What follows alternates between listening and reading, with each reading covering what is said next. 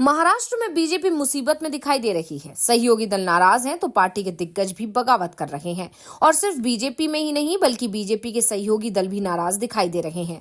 बात friendly fight की हो या फिर गठबंधन के उम्मीदवार के खिलाफ गठबंधन के ही बागी का सामने आना, महायुति गठबंधन इस मुश्किल से निकल नहीं पा रहा है। महायुति गठबंधन के 26 उम्मीदवार बगावत करके चुनाव मैदान में डटे हुए हैं, जिसमें से 13 बीजेपी के हैं, 12 शिंदे गुट के हैं और 1 एनसीपी का है। इनमें से बीजेपी के बागी शिंदे गुट और एनसीपी के उम्मीदवारों को ही चुनौती दे रहे हैं।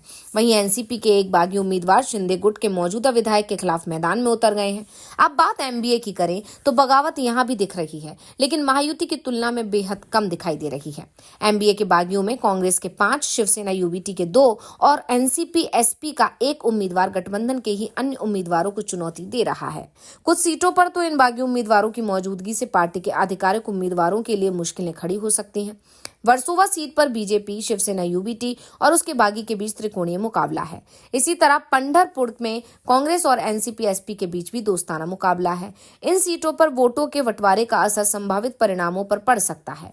वैसे दोस्ताना मुकाबले की बात की जाए तो जहां महाविकास अघाड़ी में सिर्फ 1 सीट पर ही इस तरह का मुकाबला है, तो बीजेपी के गठबंधन महायुति में 8 सीटों पर इस तरह के हालात हैं।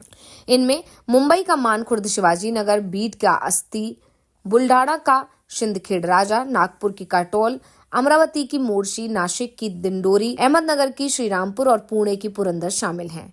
वैसे तो दोनों ही दलों की तरफ से कोशिश हो रही है कि अपने बागियों को पार्टी से निकाला जाए, उन पर दबाव बनाया जाए कि वो अपनी उम्मीदवारी वापस ले लें, और इस खेल में भी बीजेपी बेहद कमजोर साबित होती दिखाई दे रही है।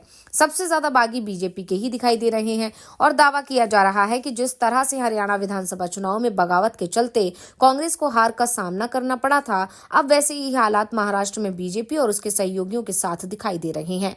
बागियों की बड़ी संख्या के साथ बीजेपी के गठबंधन सहयोगियों में ही एकजुटता नहीं दिख रही है और इसी के चलते संयुक्त सभाएं भी नहीं हो रही हैं।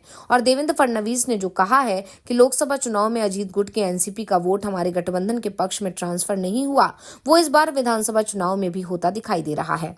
यानी अजीत पवार बीजेपी गठबंधन की कमजोर कड़ी लोकसभा चुनाव में भी थे और विधानसभा चुनाव में भी हैं।